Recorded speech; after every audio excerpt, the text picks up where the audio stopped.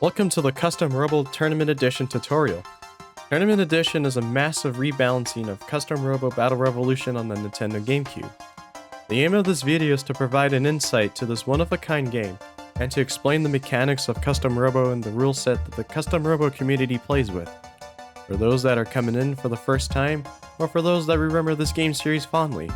While this video is created with Tournament Edition in mind, and already installed, most of the content within this video is applicable with the base game, and even to the rest of the Custom Robo series. For a tutorial on how to install Tournament Edition, there will be a separate video in the description down below.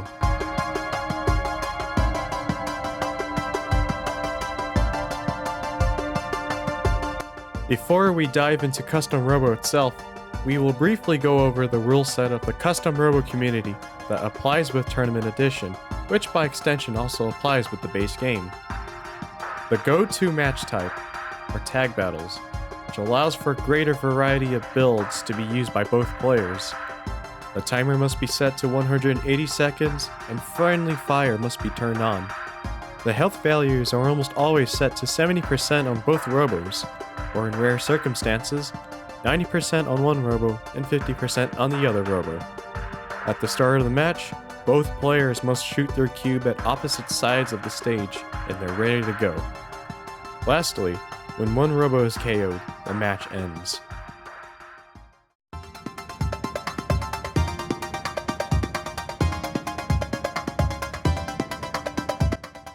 Custom Robo, unlike any other fighting game that's out there, is an isometric, arena-based game with no blocking whatsoever, being reliant on good movement and stage awareness to avoid damage instead. Despite the intricate stages that Custom Robo has to offer and being movement focused, the controls in Custom Robo are straightforward and very easy to learn. Primary movement is done with just the main analog stick. The C-stick and D-pad is not used at all in this game. Custom Robo is fully analog, allowing for precise movements both on the ground and in the air. The A button is your jump button, and depending on your Robo, pressing A while in the air will make your Robo do one of three things: an air dash, a teleport, or another jump. Like many platform fighters, how high you jump is determined with your current Robo and how long you hold the A button. The B button fires the gun, your primary weapon. Firing the gun while running will make your Robo slide, although some guns in the game will make you stop in place instead. Firing your gun in the air will stop your momentum and make you float temporarily. The R trigger fires the bomb, your secondary weapon. Upon firing, your Robo will stop all momentum, even in the air. If a bomb was fired up against a wall, the bomb will ride up the wall first, then travel to its destination slowly. Furthermore, you can hold the R trigger and move the cursor anywhere you like and release it, giving you full control on where to put your blast. The L trigger fires the pods, your tertiary weapons. Upon firing, your momentum is kept while moving, allowing you to fire pods freely while on the move. Firing pods in the air makes you float a little longer, and in doing so, will keep your momentum while moving in the air. This is what's known as a pod glide. You can also fire pods in any direction, allowing them to move independently from your Robo. Firing without any input from the analog stick will have the pods travel in the direction of your opponent.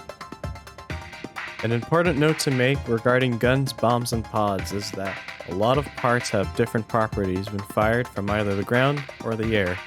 The X button performs a charge attack, with each charge being unique to every Robo. Upon landing a hit with the charge attack, the opponent that is hit by this attack is instantly knocked down. Most charges in the game have iframes, which is highlighted by your Robo turning red.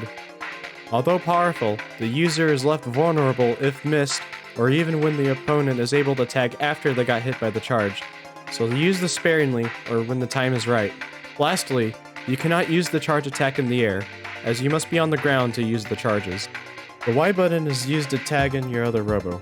Upon switching, you're left with a cooldown, leaving you unable to tag again until a few seconds have passed. You can also tag while you're knocked down, allowing you to keep your iframes and follow up with any action. When you use the tag button while you're knocked down and receiving damage at the same time, you instantly get back up, but there's no invincibility when this is performed. This is known as a down cancel. Be careful when down canceling with multiple projectiles while you're knocked down, as you'll end up in a disadvantaged position. The only time you can't tag is when you're in hit stun while you're still up. The tag function also allows your inactive Robo to heal up to 150 health if they're below that point. How fast they heal up is dependent on how many times you've tagged during the match. The more you've tagged in your other Robo, the slower your healing becomes. Knockdown state occurs when a Robo takes too much damage at one time. When you're knocked down, you take reduced damage overall until you get back up. If a Robo is down by a gun while firing their own, their gun projectile will disappear. This is known as an overload. When knocked down, you can wait until your Robo rises, mash A, B, X with both the triggers to get up faster, or use the aforementioned tag button to tag right into your other Robo if able.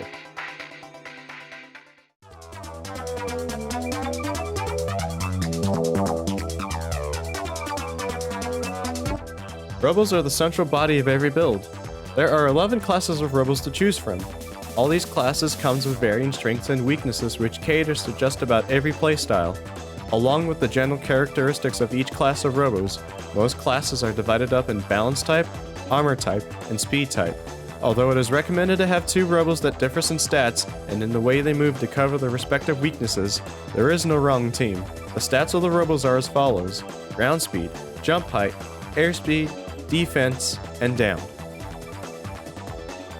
To clear the confusion regarding defense and down, defense refers to how much damage is reduced or increased upon getting hit, and down is how much damage can a Robo take before getting knocked down, which is highlighted by the 3 bars right above the health bar. Robos also have 1 out of 3 actions to do in the air: dashes, stealth dashes, and continuous jumps. Dashes starts up fairly quickly, stealth dashes has iframes until the end of their dash, and continuous jumps again.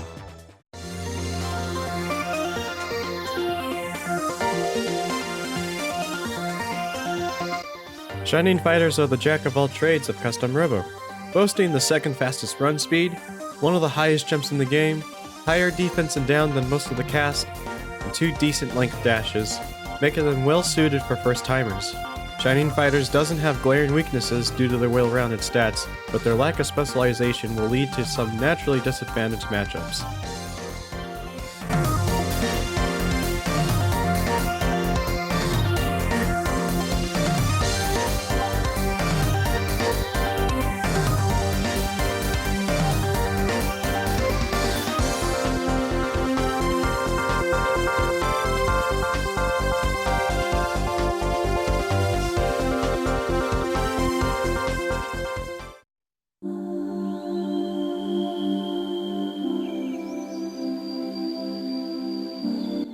Aerial beauties are very agile in the air and are some of the highest jumpers in the game, with them having a high initial jump stacked with 2 more continuous jumps. Surprisingly, they are no slouch on the ground either, with aerial beauties able to outrun many slower Robos. The main disadvantages of the aerial beauties is that they lack defense and down, leaving them unable to trade against most Robos for the most part. Also, despite their agility, they are vulnerable against dashes if timed right, so keep note on how you move in the air.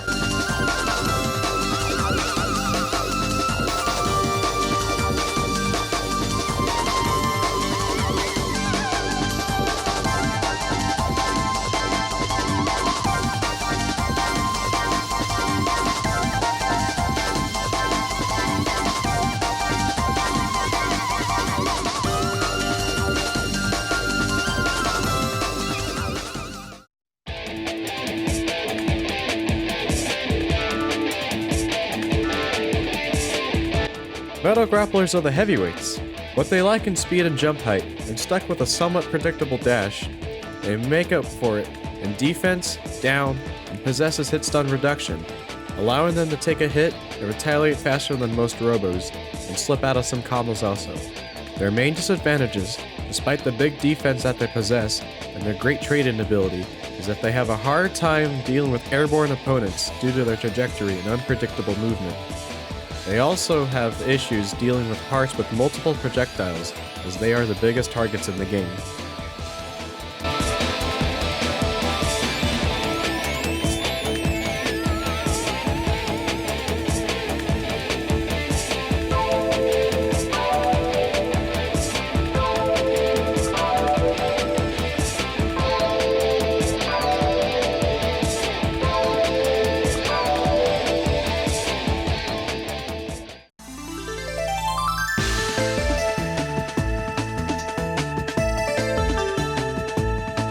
Little Raiders are the classic speed demons. In addition to their staggering speed, they also have slight hit stun reduction, allowing them to slip out of some combos that would catch most Robos. Although primarily a ground class, Little Raiders have 3 floaty continuous jumps, which allows them to travel through the air at a fast speed.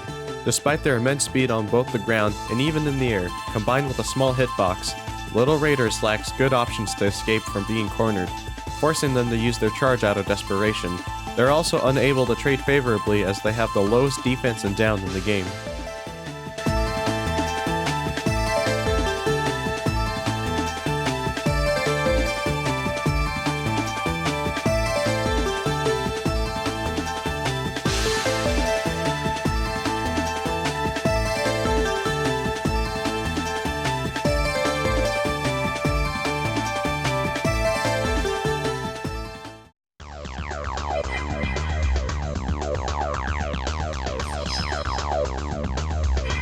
Strike Vanishers are the mix-up Robos, with their 3 stealth dashes able to bypass just about every projectile in the game, and can either withdraw safely or get up to your face uninterrupted. For a mix-up heavy class, they have a decent amount of defense and down, allowing them to actually trade or punish if they get hit by something that doesn't down them. Their main disadvantages is that their ground speed pales in comparison to the faster ground classes, and they struggle to clear a lot of the jumps due to their jump not being as high as others. This makes them very reliant on their dashes, which can make them very predictable if their opponent catches on.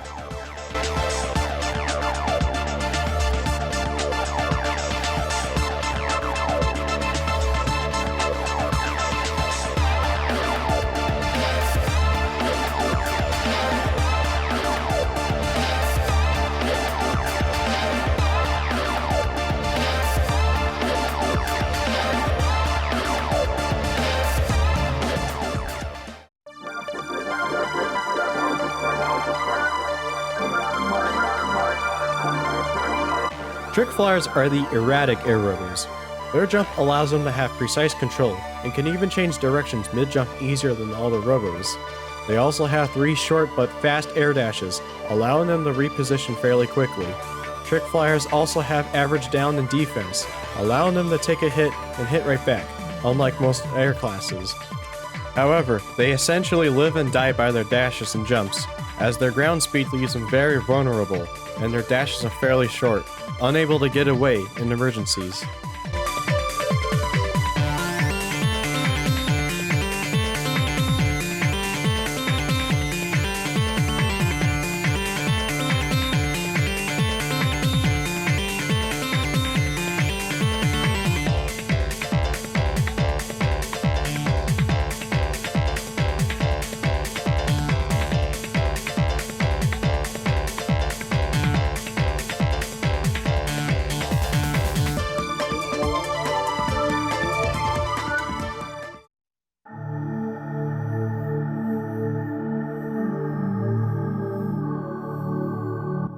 Lightning Skies are fragile Robos with 1 long dash. They can also fire their guns and bombs during this dash without their momentum being interrupted, which makes for some unique tactics unlike the rest of the cast. Lightning Sky also has surprisingly fast ground speed in Tournament Edition, which allows them to get out of some situations and even mix up their movement with slide shots and air dashes. The main disadvantages is that despite their fast dash and them being able to attack and keep moving, it is a very committal option, and they're mostly forced into one direction when doing this dash. They also have some of the weakest down in defense, making them unable to trade under most circumstances.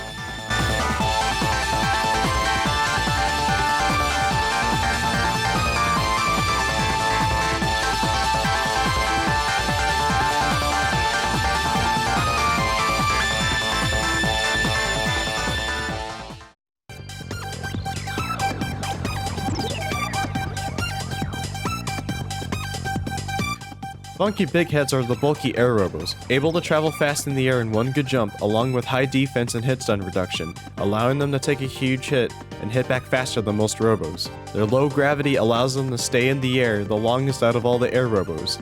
Funky Big Heads are also the highest jumpers in the game, allowing them to gain a high ground advantage that many have to play second fiddle to. Despite them being dangerous in the air, Funky Big Heads has only 1 continuous jump in Tournament Edition, are also unable to change directions on a whim unless they use their sole continuous jump, and are absolutely dreadful on the ground. And despite their ability to shrug off hits and dish them out in return, their down stat is average, which doesn't allow them many chances to hit back if they happen to meet a combo that downs them.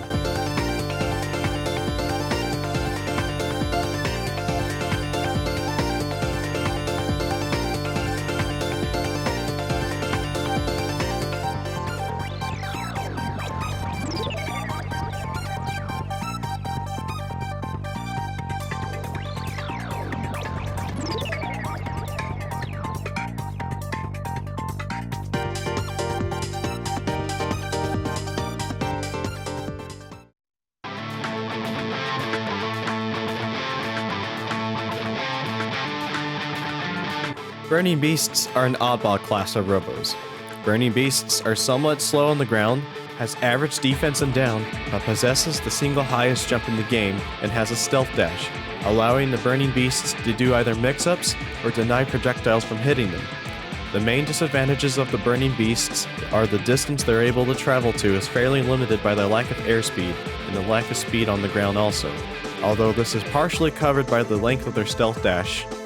Their one and only stealth dash is also prone to being predictable if the user does not pay attention to their own timing.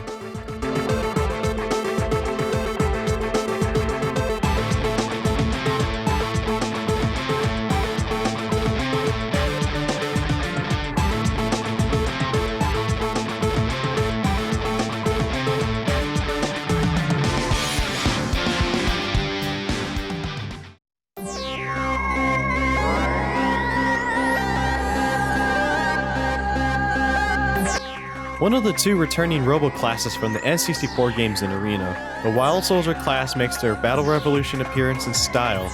Wild Soldiers possesses a jump that allows them to clear a majority of the walls in the game, and has two really fast dashes with a downwards angle.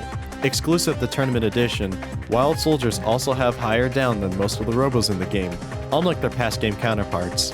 Despite the erratic movement and high down, the movement of the Wild Soldiers requires quick thinking and good stage awareness. In contrast to their high down, the defense of the Wild Soldiers are very mediocre, not allowing them to take high damage combos and damage alike. Despite how high they jump, they have poor airspeed unless they dash, making them overly reliant on their dashes if the user is not careful.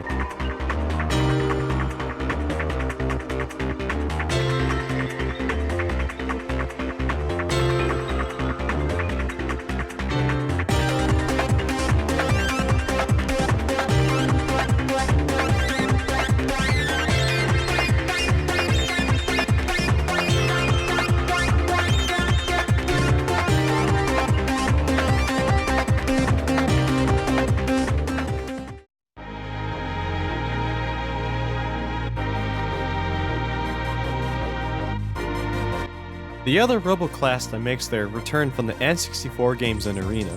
Sassy Stunners return to WoW players and spectators alike. The Sassy Stunners have one of the highest jumps in the game, along with 4 short air dashes, allowing for precise movement high in the air. Sassy Stunners also has average defense and down, allowing them to stay standing in contrast to some of the more fragile classes, and can take a hit also. The main disadvantages of the Sassy Stunner is that they essentially live and die by their dashes, as their ground speed is sluggish, and also lacks the airspeed to help them move across stages unless dashes are used.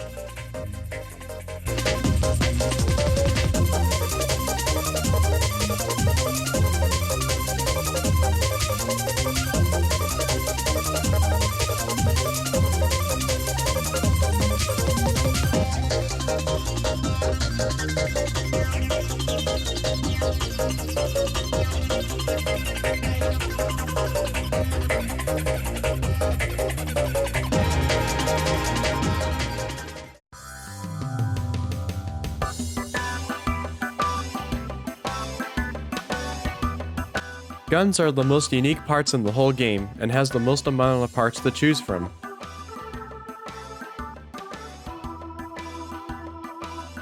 Guns are your main damage dealer in a build. Guns vary from power, down, homing, projectile speed, size, and fire rate, so there's something for just about every type of player. Experiment with the game's many weapons to find out your favorites. With Tournament Edition being an extensive rebalancing, there are some notable changes to some guns, along with minor and major tweaks to just about every gun in the game.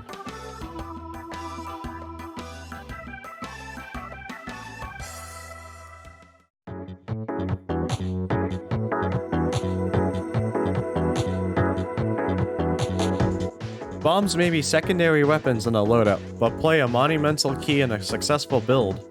Bombs fulfill a wide variety of functions, like combo assists, area denial, and even stuns and instant knockdowns.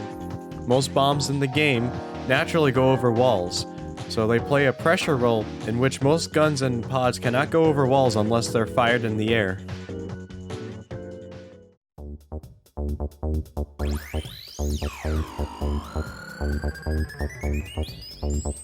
Pods are tertiary weapons that can move independently from its user, while the user focuses on their guns and bombs, or the Robo's movement. Like bombs, pods fulfill a wide variety of functions, such as combo assists, setups, or area denial. To add how important pods are still, most pods can be launched twice at one time, and with some parts in the game, even up to 3 pods.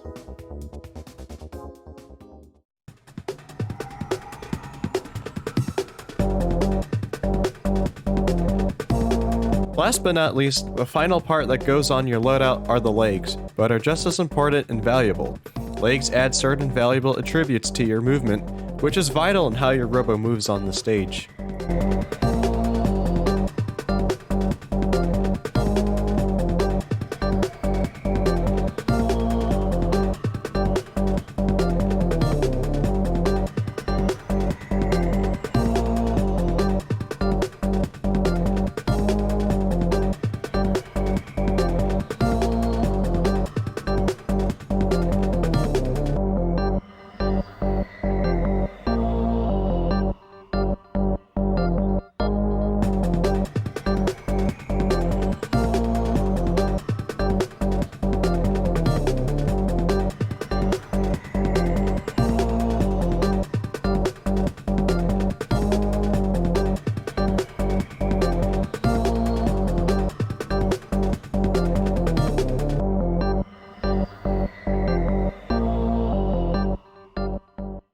Well, we're at the end of the guide. While this video has been a bit long, and there's quite a bit to take in, don't worry if you don't get everything within the first session of viewing, you can always come back to it another time. If you're interested in playing some Custom Robo, feel free to join our Discord. That being said, Custom Robo Netplay is always running events of some kind, and they're open to just about everybody, so stay tuned.